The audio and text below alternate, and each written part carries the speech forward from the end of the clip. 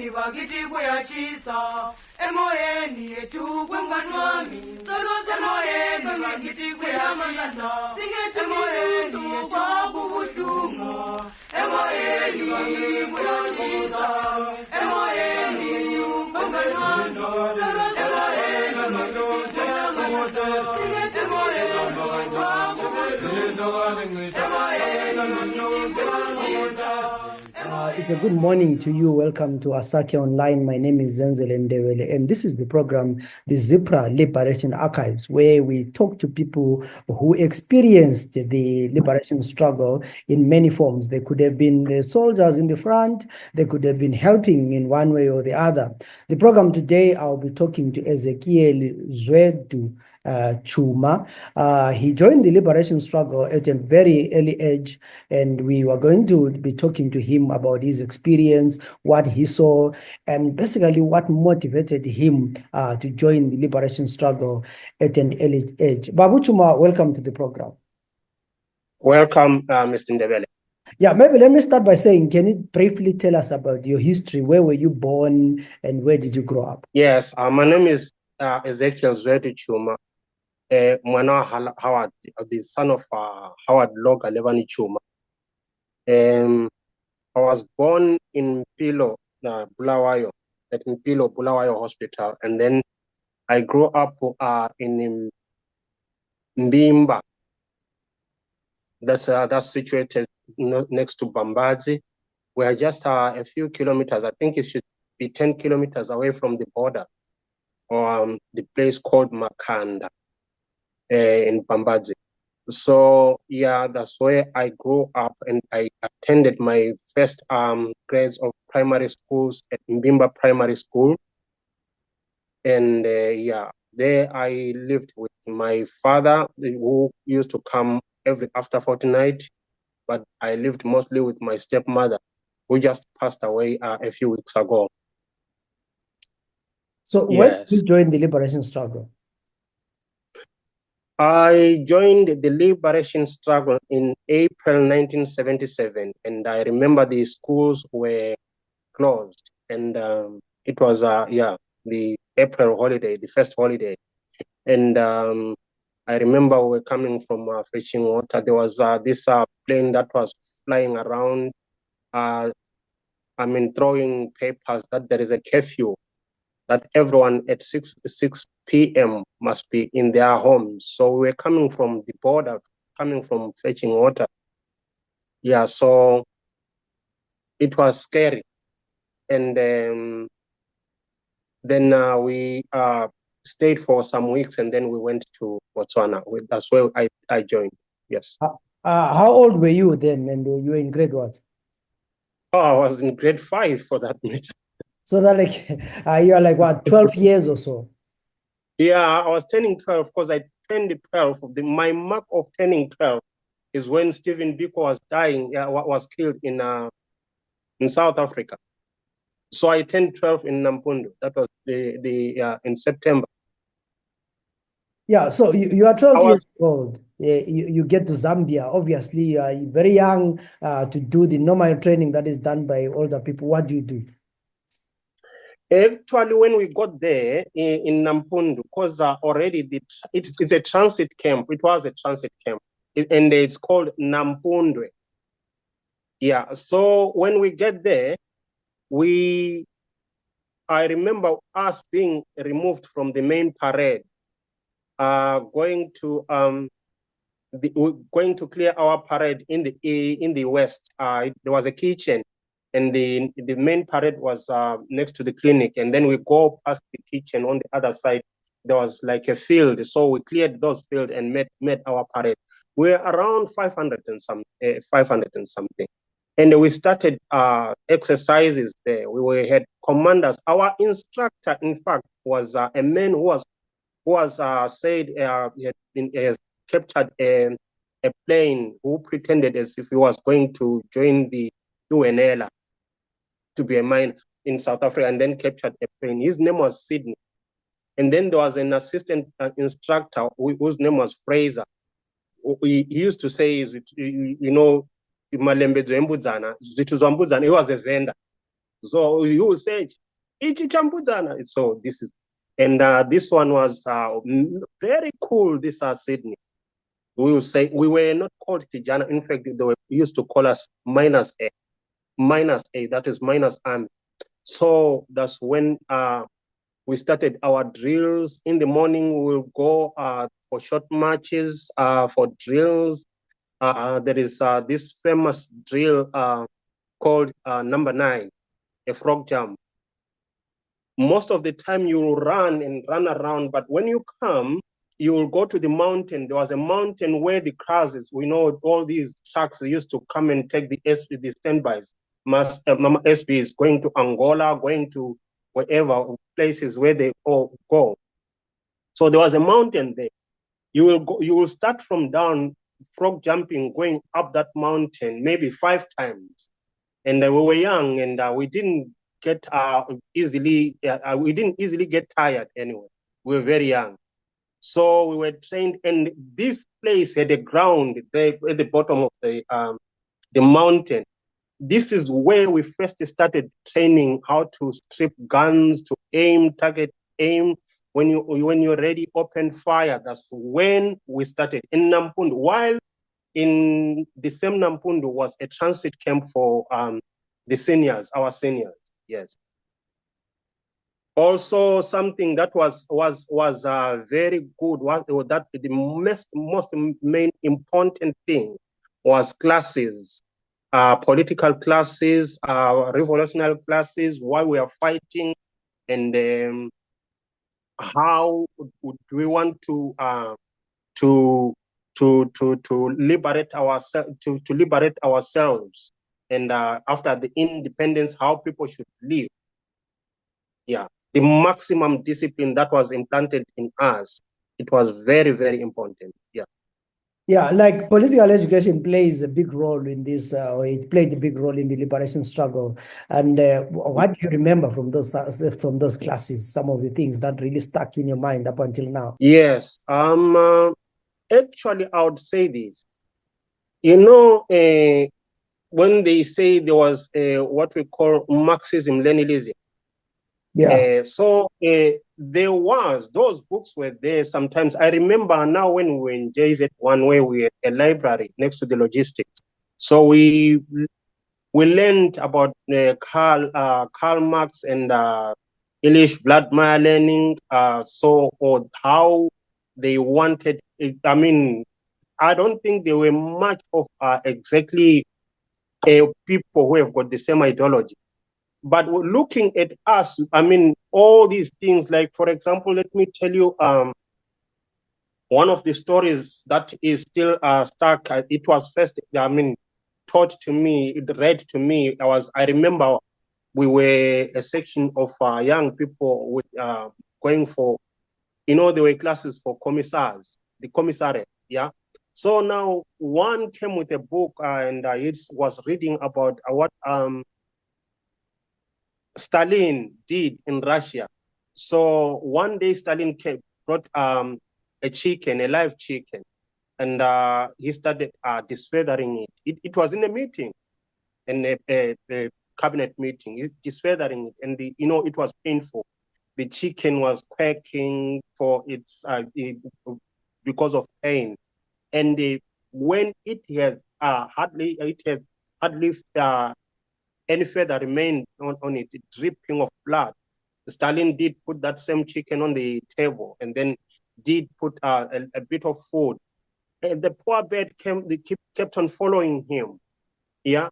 So he then said, you see, your oppressors, anyone who oppresses you does this more harm to you and give you a little bit of help. So this is why you should fight for your total freedom.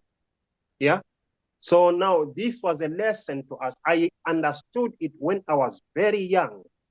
By then, and these people who were teaching us, they were so into it, so that the commissariat, I remember even the guy, say for example, the SPs, they've removed a lot of SPs, especially those people when the Angola training were widening.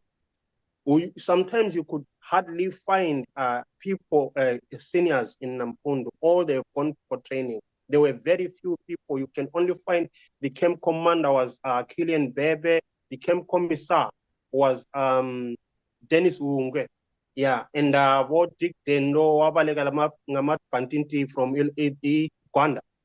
So you're talking about Teddy from Kezo, I can't remember. Or Todlana, or Lebanon, or etc., etc. But for us, this side, when we moved, we are getting moved to a new camp.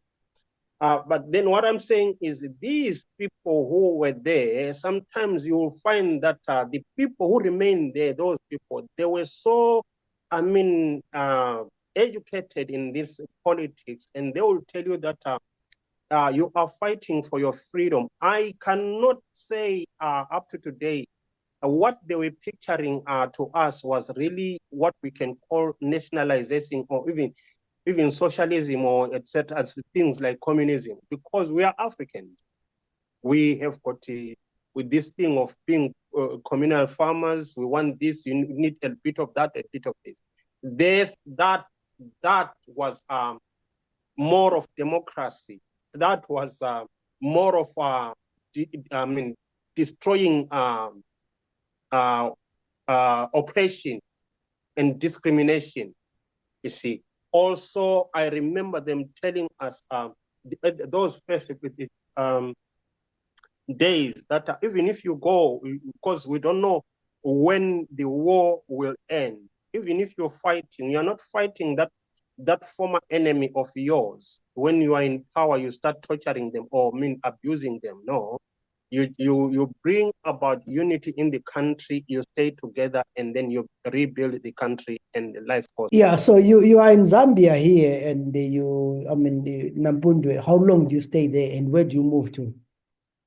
I remember moving because it's like we stayed there. That was because I landed in Nampundu in May, June, July, August, September. I remember I was there, and there were a lot of people. And the most thing I remember is when it was said Bantu Stephen Biko has been killed. You know, there were like you find a few people who are going to Angola from South Africa. Sometimes, yeah, this is what happened. I'll tell you something, a very good story about the landmark of my the shift of my heart into the struggle. One morning, Alfred Nikita Mangena came. He was so smart in that rise to combat. He was with his bodyguards and all the. So we were on the other parade, like I said, we had moved from the main parade.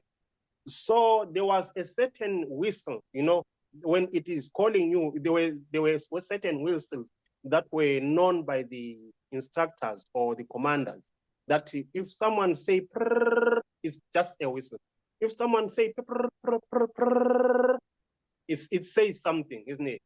Yeah. So yeah. We were said it is attention to the when you were supposed to be facing the main parade, and then you are facing let's say north, they will say to the right 10. Everyone, the whole battalion, we ran like that. We went to the main parade, and Mangena was jumping from all. Mangena, Ambrose Mtiniri. It was Alfred Nikita Mangena, Ambrose Mtiniri first, and then their bodyguards.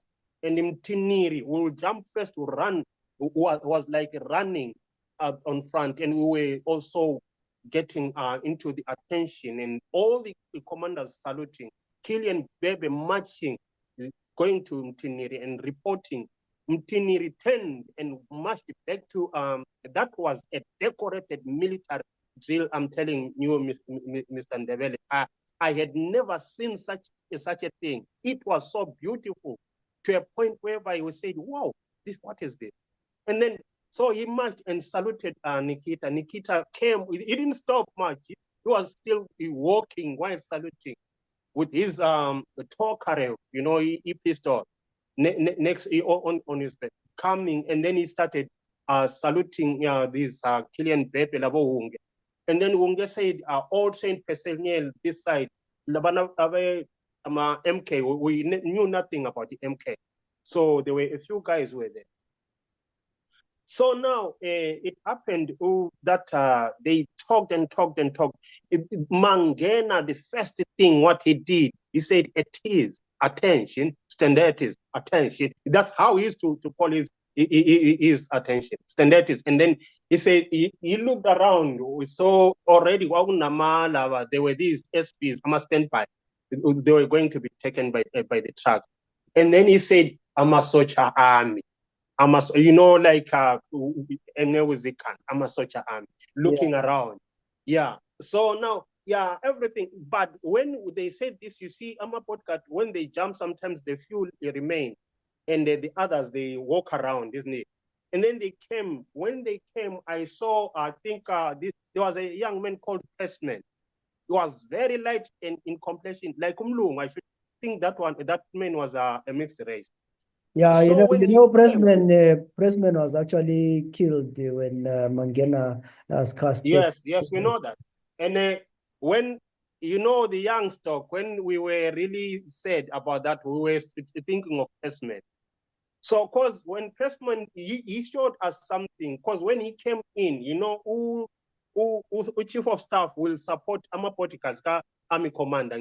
Yeah. So when he came in, so Ambrose Mtiniri made the same thing he did to Nikita. He marched in going to salute Pressman. And then Pressman said, as you were. So we were so fascinated. We were so happy to see them. And they briefed us, they told us, and then they said, we young stock will train on our own and we will have our school will open. And the main reason why us who came during them days, we ended up having those few trainings is because the school was not yet ready. You get the point? And we were in Nampula. Yeah. So this is something that we did, and it is a landmark in me. And all the teaching, I can tell you all the sequences. I hear people talking about NSO this, NSO that. That's not the right way. Everything, every structure messes up. We were taught about it, and we know exactly why was this in this place, why was this in this place. Up to even when Nikita came to our new camp, how he spoke to us and how we saw the changes. It was now teaching us something. Yes. So you stayed in Nambundo. When you lived from Nambundo, where do you go? Like I said, we went to a certain camp that I did not know. I remember Dennis Wunge. We used to walk with this man, they call Jesus, because there was a man in the camp. Yeah. Because Jesus, because they used to say there is no Jesus, this and that. So, but there was a man who will start with you. Like, you know, when people see someone with like has got a Down syndrome or whatsoever. Yeah. But but he will plead with you to pray with him. And I remember we used to do what we call crack force, and we will guard Ngama 6 and it. It's we used to guard every 2 hours. If the company is on duty, they used to teach us how you guard, how you stop people. But powder grenade, so they used to. So when he's walking, because he would walk freely, but 6 o'clock, everyone must be quiet. You see, now I remember him walking with that man, and we were just doing our drills somewhere. We were very few. We were like around 20, I should think. He came quickly and said, "You guys, 1, 2, 3, 4, 5, 6, 7, 8, 9, what he setting about? What he go and get your kit bag." Quickly, we went to get our kit bags. We went to the main parade. Safago cars. Came. And then they told us, there were checkpoints, they told us, and so all the drills we drilled, we were like we were with people like Chiva, Tsayang, Diketo, and some looked like South African. So they were guarding that. What we were told there by the guy called Sipo, he said, no, this place, there is a military equipment. So you will see that even from the main road, no car just turns or pass near to this road or whatsoever, etc., etc. There was deployment. We were left there for some time, and then yes, we drilled a bit. We drilled here and there. AK, the arms were there, and then we were left there. And it was like we stayed there for a week or so, but we ended up staying for almost a month. So we're guarding that place. And then what we are chief of is it chief of personnel or chief of personnel when Ucele saw us, and then what he said, what are these boys doing here? And then they explained, I should think. He said, I want them out of here tomorrow. But we stayed for another week or more. So then one day,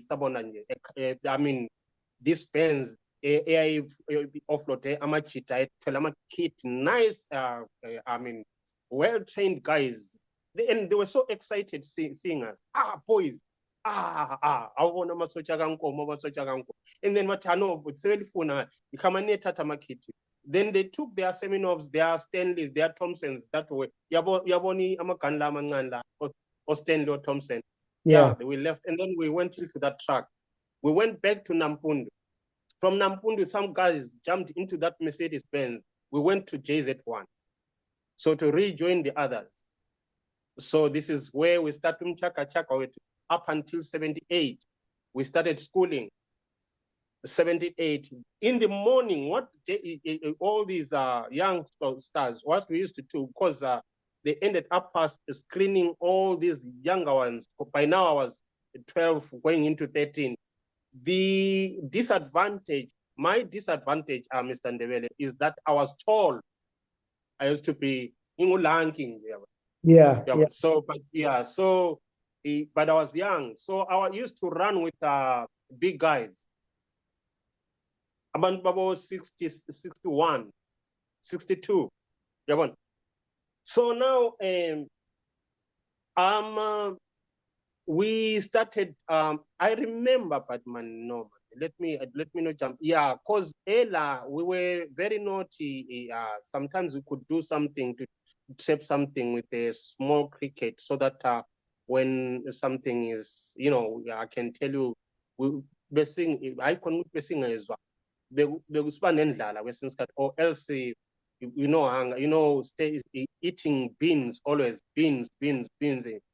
We used to nick out or step something and kill, and then I remember, I don't know what we did. Something exploded and came into my ear.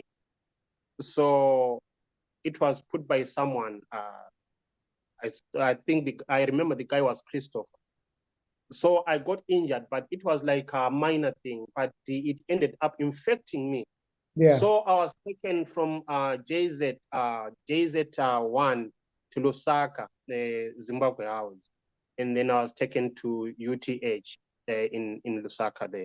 So they cleaned it, they pulled that thing. It was like a bit rock, a rock, so yangena pagatna. So I was okay, but I stayed there. When I was in Lusaka, I used to stay in Kanyama, and then Makeni, and then Kanyama, and then I was taken back to, I remember going to stay a bit in, some of the places, Mr. Ndebele, honestly, I know that the seniors don't know, there were secret, houses of ZPRA, that sometimes you get there, but they don't tell you anything about it. But lapha Kanyama, and that's where I met the men you interviewed called Dallas in there. Yeah. When Abo Robson Scholar and Abo Aaron Diketso and Abo Luke, and I remember there was this other guerrilla was an amputee, was amputated, his leg was amputated. Aaron Diketso was like a suit to, cause he used to say Labotinga. He used to say, I'm Aaron Diketso, Wanosna Ma. his shoulder was napalm bent. So and then I went back to JZ. Sakala isikolo sethu siqala imchaka chaka yethu, and up until the bombardment AFC, we were listening to it. We were listening to the bombardment by Chaya, Operation Green Leader. Not Green Leader. Green Leader, I will try to correct this if I'm asked to correct it. The era Green Leader, even to the seniors, I want to tell them. Yes, you can go ahead. Yeah. Green Leader, there is no one called Green Leader. Yeah, you know, I've tried. I was not at war, but I've tried to make that point several times, and there are some guys who keep on insisting and making mystery out of Green Leader. No, and if abamchayanga, umuntu abamchayayo was the first, and it is ZPRA bachaya the best person so far. Umuntu operated Emalaya and other wars. Bamchawa wele kitchen. He was the right-hand man, Chris Dixon, the man who was heading raid Operation Green Leader. And alo kulumayo olokuzen esithi Lusaka Tower, come in please. His name is Chris Dixon. Ubehlala lapha eNorfolk. Engaka sewafa kulamalanga, but I engaged with one of the guys called Peter Boyer, who was also the right-hand man, Peter Halls. So babe commander amalokuzen wabhala ibhuku okuthiwa Winds of Destruction. If you can record that Winds of Destruction, Chris Dixon has been here. Chris Dixon actually died in 2011 in Harare, I think. Oh. Yeah, I've been researching because I just did an interview with someone who insisted that they shot down Green Leader. That's what made me. You are right, because me not to talk Loguzen. Is it no? Chris is here and he has been in Norfolk, Konape, UK. That means he had come to Norfolk. That man they killed was the best man so far. Nabo bebemsaba lo Green Leader. Umuntu abambulalayo lo. Iziphe He was the best, their best man. And if they recall, if they can say, I remember meeting one of the guys in Sebenzela Eretetening lapho kuthiwa khona umalumako uChapai. He met my father, and then my father said, no, Mawfun, we are cross Okamba, so. Yeah, so we Eretetening ngasebenza mneretetening. So I met John Sonnepool, because they knew that Howard Chuma's son went to Zambia, because John was limping. He hated me so much. He hated me where cooler babako. So nabafana lava get the so they were so bitter.